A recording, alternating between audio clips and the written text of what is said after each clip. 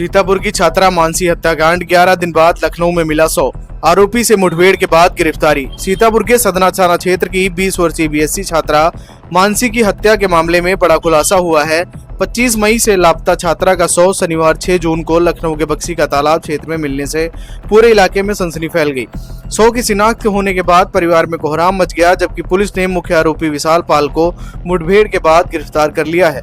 जानकारी के अनुसार मानसी 25 मई को कुचलई स्थित राजकीय विद्यालय में परीक्षा देने के लिए घर से निकली थी, लेकिन वापस नहीं लौटी। उस दिन परिजनों ने सरैया गांव निवासी विशाल पाल के खिलाफ अपहरण और हत्या की आशंका जताई थी। परिजनों का आरोप था कि पुलिस ने शुरुआत में आरोपी को हिरासत में लेने के बावजूद पर्याप्त पूछताछ किए बिना छोड़ दिया। इससे नाराज ग्रामीणों और परिवार के लोगों ने अंबेडकर प्रतिमा स्थल पर धरना देकर कार्रवाई की मांग की। मामले के तूल पकड़ने के बाद पुलिस ने विशाल पाल को दोबारा हिरासत में लेकर गहन पूछताछ शुरू की। शनिवार सुबह सदना पुलिस परिजनों को लखनऊ के बक्सी का तालाब क्षेत्र ले गई, जहां मिले छत बिछत 100 की पहचान मानसी के रूप में हुई।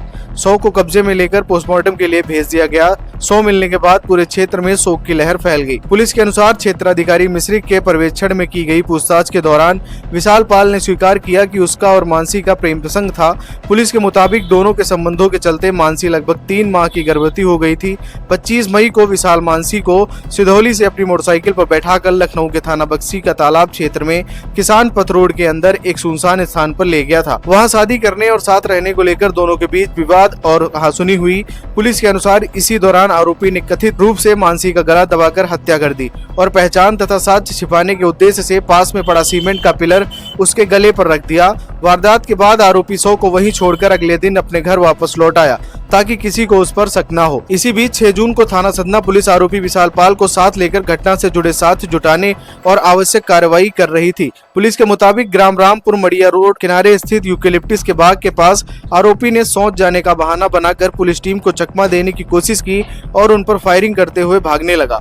पुलिस टीम ने आत्मरक्षा और गिरफ्तारी के उद्देश्य से जवाबी कार्रवाई की, जिसमें विशाल पाल के पैर पे गोली लग गई। इसके बाद पुलिस ने महज 2 घंटे के भीतर आरोपी को घायल अवस्था में गिरफ्तार कर लिया और उपचार के लिए नजदीकी अस्पताल भेज दिया। पुलिस अधिकारियों का कहना है कि आरोपी विशाल पाल थाना सदना में दर्ज मुकदमा संख्या 136/26 धारा 87 BNS में नामजद था। 100 का पोस्टमार्टम कराया जा रहा है और रिपोर्ट आने के बाद मौत के कारणों की अधिकारी पुष्टि होगी। पुलिस का कहना है कि वैज्ञानिक साक्ष्यों और जांच के आधार पर मामले में आगे की कार्रवाई की जाएगी तथा दोषी के खिलाफ कड़ी कानूनी कार्रवाई सुनिश्चित की जाएगी। हालांकि गर्भावस्था, हत्या के तरीके और घटनाक्रम से जुड़ी जानकारी पुलिस पूछताछ में आरोपी के कथित बयान पर आधारित है। अंतिम निष्कर्ष पोस्टमार्टम रिपोर्ट, फॉरेंसिक साक्ष्यों और न्यायिक प्रक्रिया के बाद ही स्पष्ट होंगे। थाना क्षेत्र सदना के ग्राम संदना के अंतर्गत वादी महेश की तहरीर पे उनकी पुत्री के अपहरण का एक अभियोग पंजीकृत किया गया था, जो कि विशाल पुत्र भानु ग्राम सरैया के विरुद्ध नामजद अभियोग पंजीकृत कराया था।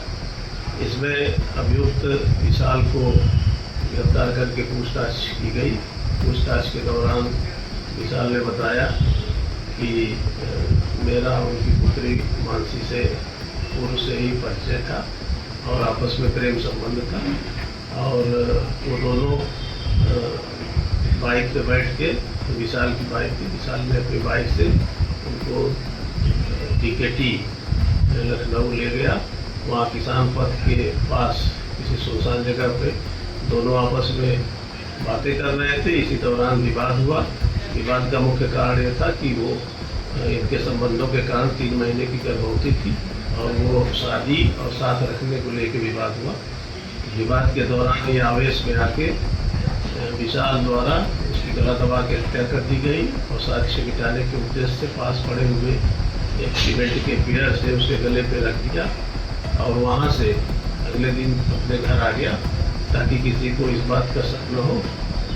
अभियुक्त की निशानदेही पे 100 को उस घटनास्थल से बरामद किया गया और साथ संकलन की कार्रवाई के दौरान ही वो शौच का बहाना बनाया और पुलिस टीम जब उसको शौच कराने हेतु ले जा रही थी, उसी दौरान उसने पुलिस की पिस्टल को छीना और नाक पे मार के फरार हुआ। पीछा करने के दौरान ही उसने फायरिंग किया। जवाबी कार्रवाई में उसके दाहिने पैर में गोली लगी है, जो CSC उपचार के लिए भेजा जा रहा है और अन्य आवश्यक विधिक कार्रवाई इसमें की जा रही है। ग्रामीण आवाज को सब्सक्राइब करना ना भूलें और जुड़े रहें गांव की ताजा और सच्ची खबरों के साथ।